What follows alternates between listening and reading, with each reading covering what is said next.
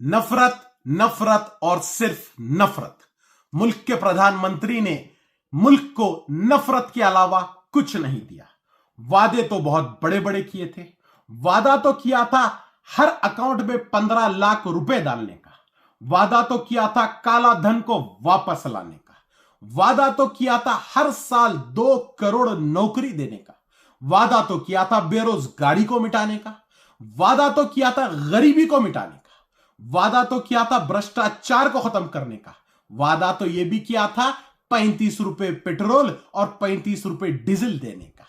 वादा तो 5 trillion economy का भी किया था और सबसे ऊपर वादा किया था सबका साथ सबका विकास। क्या यह है सबका साथ सबका विकास? व्हाट अ जोक, सबका साथ सबका विकास। मुल्क के प्रधानमंत्री प्राइम मिनिस्टर होने के बावजूद एक मजहब को, एक कम्युनिटी को हेट स्पीच के जरिए से टारगेट करते हैं। कहते हैं कि मुसलमान घुसपैठिए हैं, कहते हैं कि मुसलमान बच्चा पैदा करने वाले हैं। यह लैंग्वेज प्रधानमंत्री को शोभा नहीं देती। हिंदुस्तान की तारीख में किसी भी प्रधानमंत्री ने इस तरीके की हेट स्पीच का इस्तेमाल नहीं किया। अब ये हेट स्पीच क्यों इस्तेमाल कर रहे हैं? क्योंकि ये समझ चुके हैं कि इनके पिछवाड़े से कुर्सी निकल रही है। अब हेट स्पीच के जरिए ये हमारे मेजॉरिटी वोट्स को, हिंदू भाइयों के वोट्स को कंसोलिडेट करने की कोशिश कर रहे हैं। लेकिन हमारे हिंदू भाई भी नरेंद्र मोदी की इस चाल को समझ चुके हैं। मैं कहूंगा नरेंद्र मोदी हिंदुस्तान की तारीख का सबसे बड़ा भगोड़ा प्रधानमंत्री है। यह प्रधानमंत्री बचपन में पढ़ाई छोड़कर अपने स्कूल से भागा, मां के गहने चुराकर अपने घर से भागा, शादी कर पत्नी को छोड़कर भागा, अपनी जिम्मेदारियों को छोड़कर हिमालय पर्वत भाग गया। इंटरव्यू देने से यह आज तक भागता रहा। 400 का गैस सिलेंडर 1200 हो गया, इस मुद्दे पे भागा। पेट्रोल डीजल की बढ़ती कीमतों पे भागा। दाल चावल दूध हद तो हद, कफन पे भी जीएसटी लग गया, इस पे सवाल किया तो भागा। अडानी अंबानी राफेल जैसे घोटालों पे सवाल किया तो यह भागा।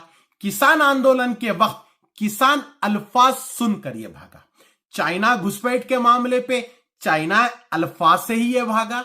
हद तो हद हमारे मुल्क की पहलवान बेटियों को इंसाफ दिलाने से यह भागा। मणिपुर के मुद्दे से ही यह भागा। संसद में जब जब इससे सवाल किया तब तब यह भागा। अब हम सबको जरूरत है इसको इसकी गद्दी से उतारकर इसको देश से भगाने की। भाग मोदी भाग, अब तेरा वक्त आया है तू भाग।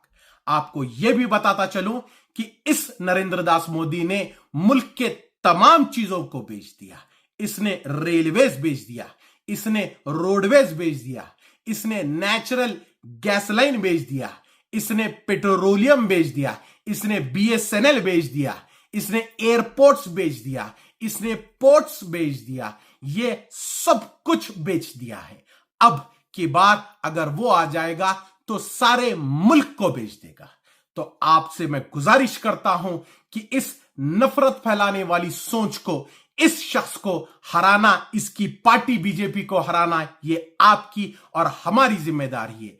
आने वाले इलेक्शन में बढ़ चढ़कर वोट डालिए और अपने वोट के जरिए आप सही शख्स को चुनिए और इस शख्स को अपना इत्तेहाद बताकर इस शख्स को आप हराइए। ये आपका और मेरा फर्ज बन चुका है। बहुत बहुत शुक्रिया।